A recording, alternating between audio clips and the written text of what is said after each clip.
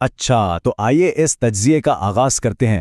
آج ہم ایک ایسے گہرے اور اکثر غلط سمجھے جانے والے اسلامی تصور پر بات کریں گے جو ہمارے دور کے سب سے بڑے مسئلے سے جڑا ہے۔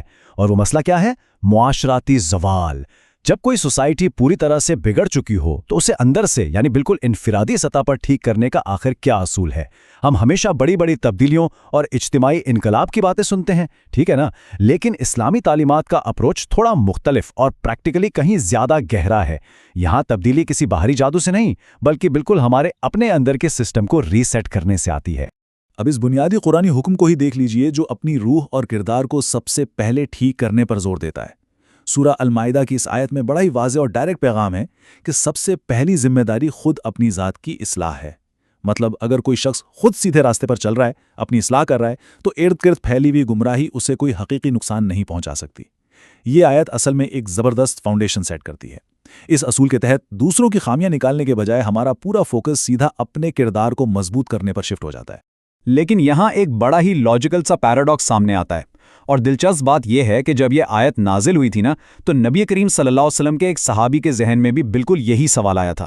انہوں نے دریافت کیا کہ اگر ہر فرد صرف اپنی ذات پر ہی توجہ دے گا تو دعوت و تبلیغ اور برائیوں سے روکنے کا جو اجتماعی فرض ہے اس کا آخر کیا ہوگا؟ کیا سوسائٹی کی اصلاح کا کام بالکل ہی چھوڑ دیا جائے؟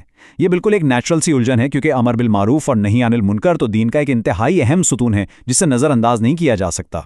تو اس الجھن کا جو نبوی جواب تھا وہ بڑا ہی حکمت سے بھرا ہوا ہے۔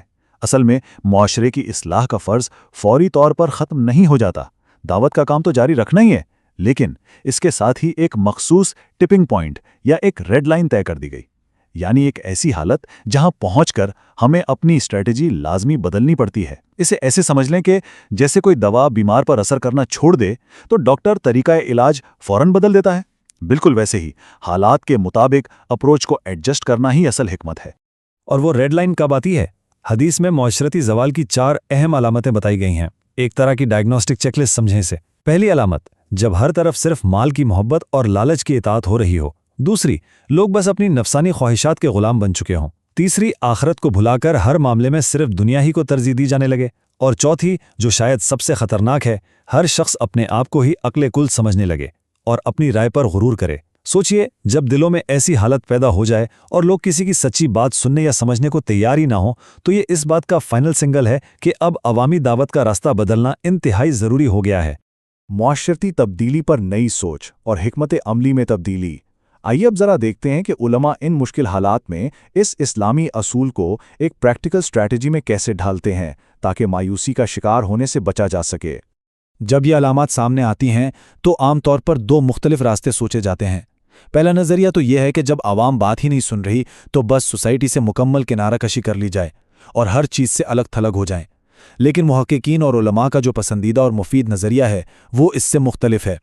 وہ یہ ہے کہ معاشرے کو ٹوٹلی ابینڈن نہیں کیا جاتا، بلکہ توجہ اور انرجی کو شفٹ کیا جاتا ہے۔ جو اجتماعی اصلاح اب بے اثر ہو چکی ہے وہاں سے توانائی ہٹا کر انفرادی کردار کی تعمیر پر لگائی جاتی ہے۔ اصول وہی رہتے ہیں، بس کام کرنے کا فوکس تبدیل ہو جاتا ہے۔